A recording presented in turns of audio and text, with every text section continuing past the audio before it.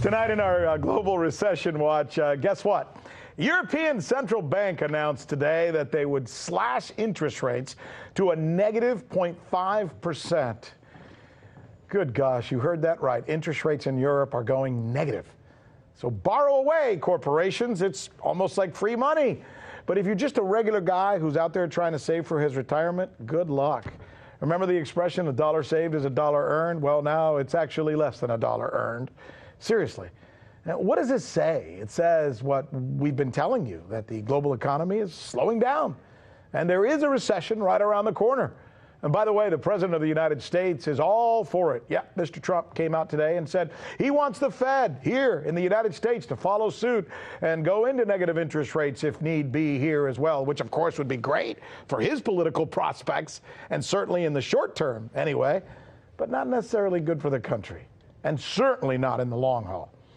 Jeff Deist is a president of Mises Institute and a former chief of staff for Congressman Ron Paul. What say you, sir, about this negative interest rates for Europe? And the president of the United States is saying, bring them on. I love it. Well, Rick, he's a real estate guy. I don't know what else you can say, but nothing good can come from this. And I was a little distressed to hear Alan Greenspan the other day say, well, if negative interest rates come to the United States, if the U.S. Fed goes into that territory like the ECB has, that's no big deal, when in fact, it's a very big deal. The idea of paying people to borrow money is something that unends economics. And if we just think about it, if we just sit back and think about it logically for a second, no one would ever give you $1,000 today in exchange for $900, let's say a year from now. Right. And the reason they wouldn't do that is because people want to make money, first of all, and because in that year there's some uncertainty. You might die, you might default, the person who lends you the money might die. So in exchange for that uncertainty, they want to be paid. They want $1,100 back from you in a year. So there's no situation in the human experience, in human history, without central banks and government treasuries intervening, there's no situation in human history where negative interest rates would just arise spontaneously. So we know that this is government machinations. And what I fear, Rick, is that this is basically clown world, but it's masquerading as this kind of technical analysis by these academic economists who know more than us. And it's anything but. What I fear is that they're making this decision because they truly, truly fear an apocalyptic situation coming. In other words, if they don't head off this recession, where they may have already used all the tools to get us out of that recession, things are going to be really ugly. So it's to the point now where they're trying to do everything possible to throw the kitchen sink at it to try and stop it from happening. Could I possibly be right? I hope I'm not.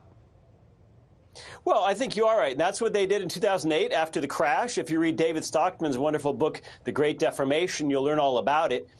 The problem here is that in previous market slowdowns or recessions or depressions, the Fed has cut the interest rates generally in the range of 4 to 6 points, but interest rates were positive. There was room to do so. Mm-hmm. And here, when interest rates, the Fed funds rate's only about 2%, it's hard to cut 4 points. You go negative. And the difference between, let's say, going from 4% to 2% is actually much greater than going from 2% to negative 2%. In other words, going into negative territory is a type of Hail Mary pass.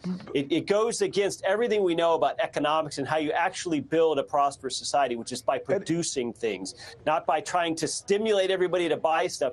You can't build a society on consumption. If you could, the Fed would just give everyone $100,000 tomorrow and magically we'd be richer. Of course, we wouldn't be richer. There'd be no new goods and services out there. So this is absolutely a Hail Mary pass. That doesn't mean that people at the ECB or the Fed are bad people. They might honestly believe that this is what's required to save the economy, but in the long term, it can't work. Well, the Fed doesn't like what you said because they just put a green haze around your head, by the way. But seriously, I fear that what's going on right now will actually cause much bigger problems down the line. How do you see this? Well, it absolutely will, because you don't solve a debt crisis with more debt. The whole world is awash in far more debt than it was in 2008, which we thought was this great unraveling where we should have had bankruptcies and insolvencies, and we should have had assets shifting around from bankrupt companies and bankrupt investment firms to more productive companies and investment firms. Instead, the Fed just reinflated the bubble, made it bigger. Today, we have more sovereign debt. We have more corporate debt, we have more household debt, we have more individual debt. You see, so whatever happens this time around will be bigger, not smaller than last time. But that's the point. Last time, at least you could make the excuse that even though it was artificial, and I know guys like you, Ron Paul, guys like you, don't want any artificial maneuvers, at least you could say, my God, we were in a meltdown. We had to do something. I don't see an economy melting down right now, so why are we doing it? Well, that's just it. The Fed is speaking out of both sides of its mouth. On the one hand, Jerome Powell is saying he doesn't see a recession and that all the at least ostensible numbers are good, GDP, unemployment, et cetera. But if we're in this rip-roaring economy, as Mr. Trump says we are, why are we cutting interest rates? It makes no sense whatsoever. And as you alluded to earlier, this is a wealth transfer from the rich, from the poor to the rich, from the middle class to the rich. Okay, the average guy or gal who's trying to save for retirement, good luck with a safe investment when you're making a point or 2 points in a money market or a simple CD or savings account.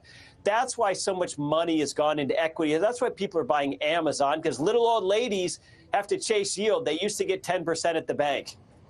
Our dads, your dad, mine, always, and moms, not to be sexist here, always told us, save your money, son. Do everything right. Be responsible. Make sure you have something for later on.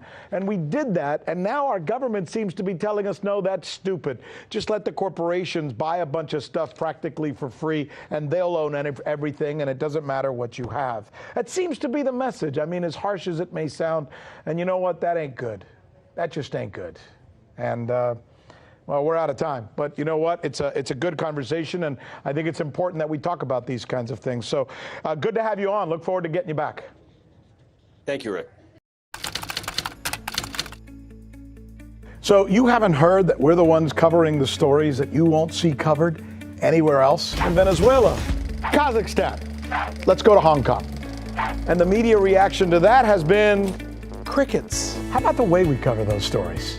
What the hell does that mean? Huawei, Huawei, Huawei. That's the key word in this case, uprising. Keep? Can you believe that? Watching. This is the right thing for members of the media to do, to actually pick sides. Look, if you like what you see, subscribe.